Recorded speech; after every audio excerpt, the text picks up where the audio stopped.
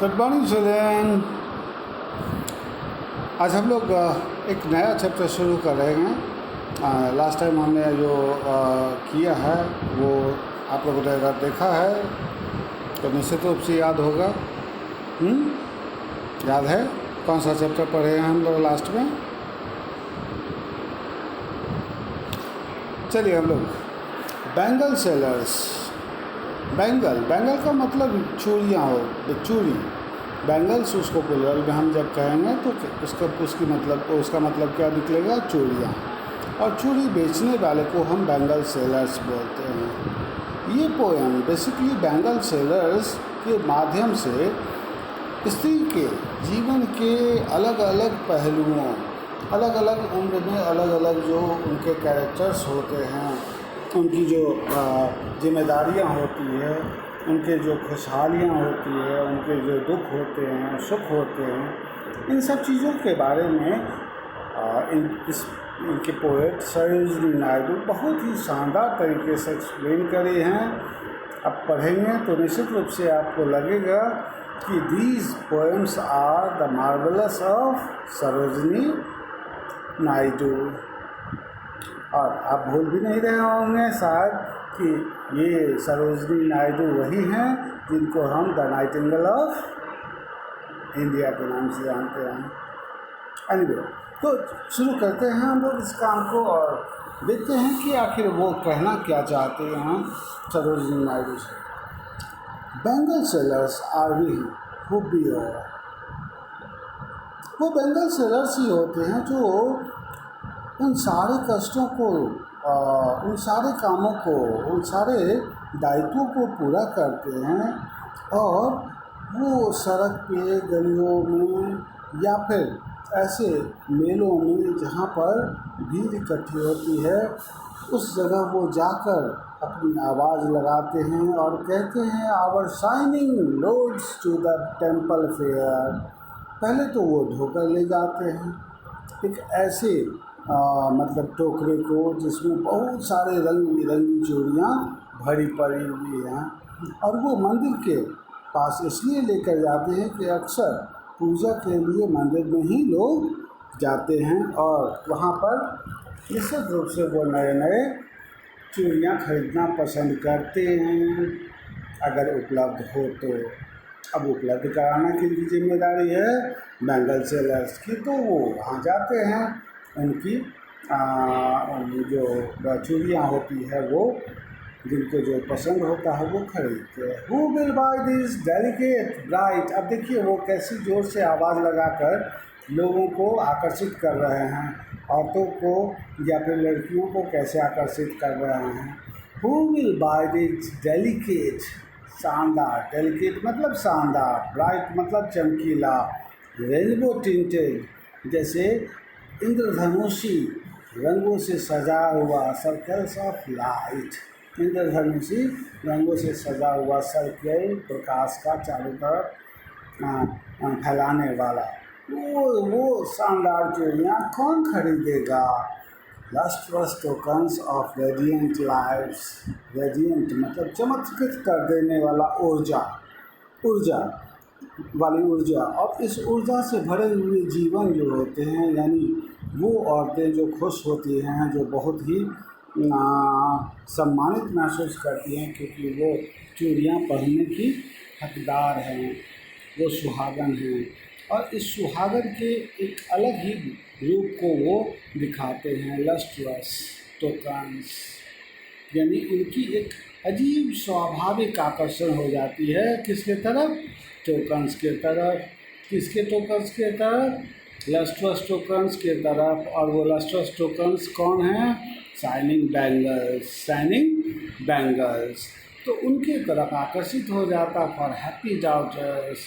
और फिर ये बात वो बैंगल सेलर्स जोर जोर से आवाज़ लगा कर कह ही रहे हैं, for happy daughters and happy wives.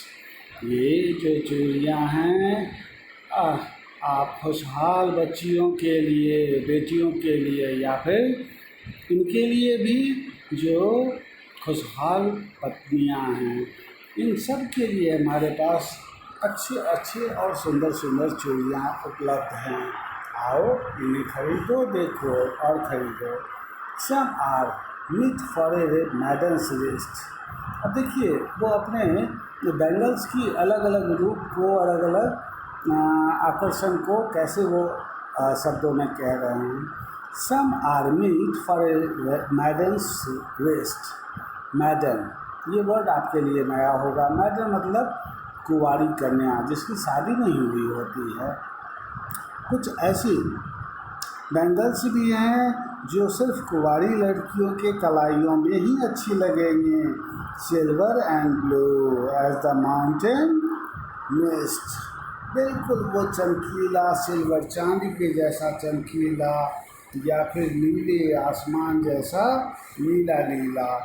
और ये सब मिलकर कैसा बनाता है, पहाड़ों में जो खुशनुमा धुंधलापन लाता है। वो धुंधलापन एक अलग ही आकर्षक दृश्य पैदा करता है। उस तरह के बैंगल्स हमारे पास हैं। So come and purchase these bangles. Some are flushed like the birds that dream. हाँ, मेरे पास कुछ ऐसी चूड़ियाँ भी हैं जिसमें कलियाँ जैसे सपनों में कली को खिलते हुए देखते हैं। सब मतलब अलग अलग विचार को आकृति में आते हुए देखते हैं। हम अपनी खुशियों को लहलहाते हुए देखते हैं। बिल्कुल वैसे ही वो पत्नियां जब बहुत खुश होती हैं तो वो ऐसी चीज़ों को पसंद करती हैं, और इसलिए वो आकर्षित करने के लिए कहते हैं सम आर फ्लश्ड लाइक। कुछ तो ऐसे सजे हुए हैं, ऐसे चमका दिए गए हैं जैसे आपकी कलियां हों जो आपने सपनों में देखा है। On the tranquil bro. Tranquil मतलब जिस पे कोई तनाव ना हो, यानी तनाव रहित। तो ट्रैंक्विल ब्रो, तनाव रहित जो ब्रो है, आँख के ऊपर वाले ये जो बाल होते हैं उसको ब्रो कहते हैं।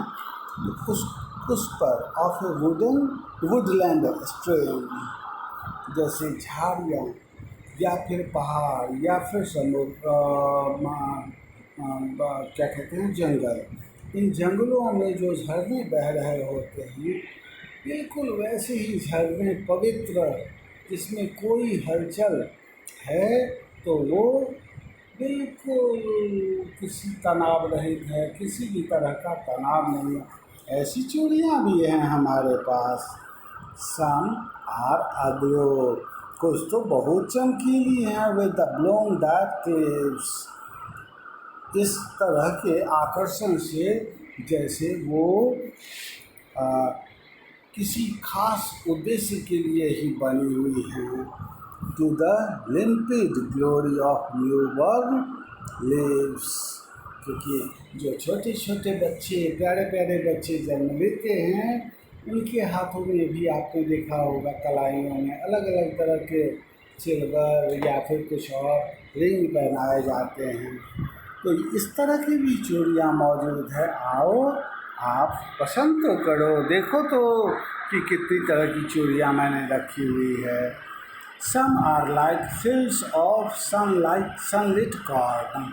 कुछ ऐसे भी चूड़ियाँ हैं जिसमें स्पष्ट रूप से उस खेतों की प्रतिछाया दिखती है जिसमें सूरज फसल के ऊपर प्रकाश डाल रहा है। लहलहाती फसल, चाहे हरे हो, चाहे वो पीले हों, चाहे वो बीच की स्थिति में हो, ये दोनों हर स्थिति में वो हर तरह के रंगों से भरे पड़े हैं। Meet for a bride. और ये एक दुल्हन के लिए बहुत ही शुभ माना जाता है, बहुत ही सुंदर है। और हर ब्राइडल मॉर्न या फिर उस सुनहरे दिनों के लिए जो शादी के तुरंत बाद खुशियों के लहराते आंगन में होता है, वो हाथों में भी चमकने के लिए हमारी चूड़ियाँ मौजूद हैं। Some like the flame of her marriage fire. और कुछ ऐसे भी हैं, बिल्कुल याद कीजिए आग जैसा आकर्षक, आग आकर्षक है, विश्वास कीजिए। सिर्फ वो हमें जलाता है इसलिए हम उसके पास नहीं जाते, लेकिन आग की तरह का भी एक अलग ही चमक होती है। तो वो मैरिज फायर जो होता है, शादी के समय जो एक भावनात्मक उत्सुकता होती है, बिल्कुल वैसे ही उत्सुकता को पैदा करने वाला क्या है हमारे पास, बैंगल्स। और rich with the hue of her heart's desire, या फिर चलो कोई बात नहीं कि वो मैरिज से जुड़ा हुआ है या नहीं, मैं इतना तो ज़रूर कहूँगा कि वो बहुत ही अच्छे तरीके से, रिच मतलब यहाँ धनी नहीं, रिच मतलब बहुत अच्छे तरीके से, रिच विद द ह्यू, एक ऐसे कतार से एक मतलब सजे हुए हैं, ऑफ हर हर्ट्स डिजायर, जो किसी के दिल की इच्छाएं होती है, बिल्कुल उस इच्छाओं को एक रूप दे दिया गया है बैंगल का। थिंकिंग, थिंकिंग,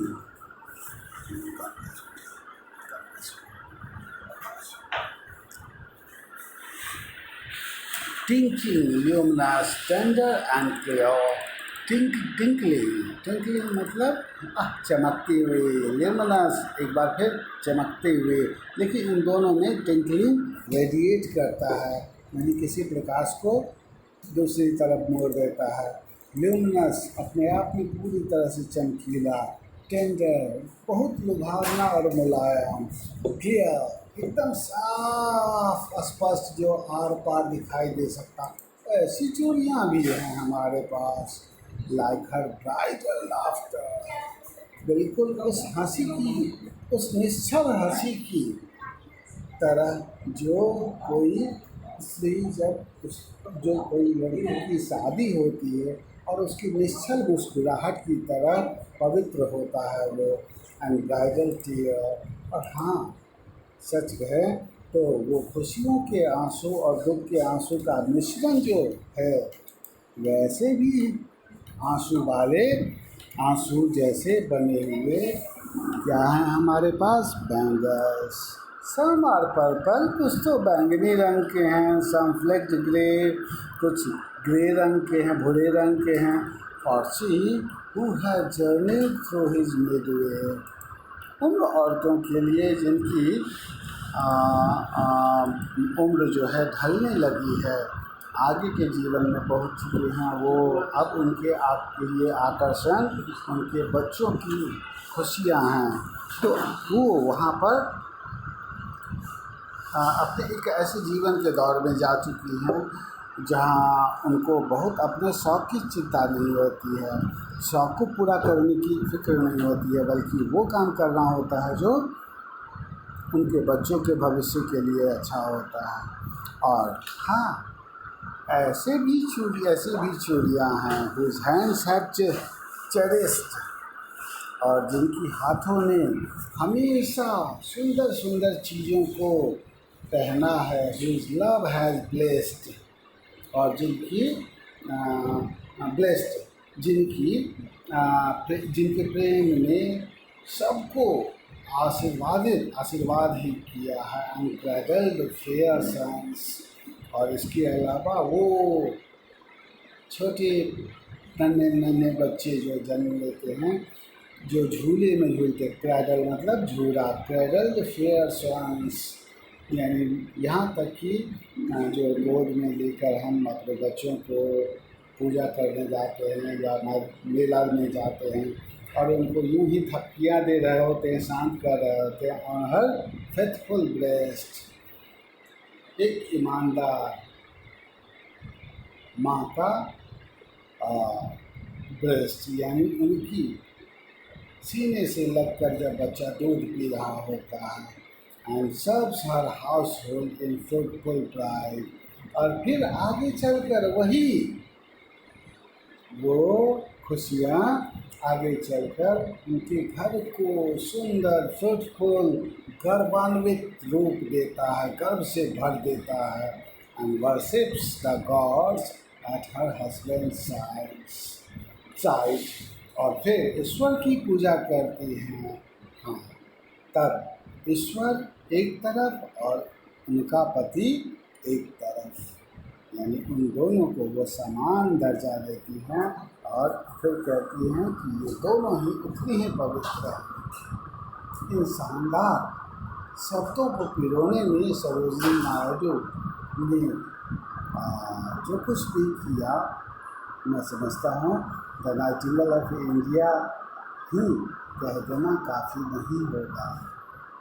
अगर हम उनके इस विस्तारित रूप को, एक उनके हृदय की इस भावनाओं को समझ पाए तो शायद हमारे लिए एक बहुत ही अच्छी और खुशनुमा ज़िंदगी जीने का एक आधार बन सकता है ये। So let's go ahead. Tomorrow we will do the rest part of the thing. Not there are no more stanzas और ज़्यादा stanzas नहीं हैं, but there are so many questions, objectives, fill in the blanks, veracity set test, and so on. We will do it later. Today, no. Tomorrow, yes. Have a nice day. See you again once again tomorrow.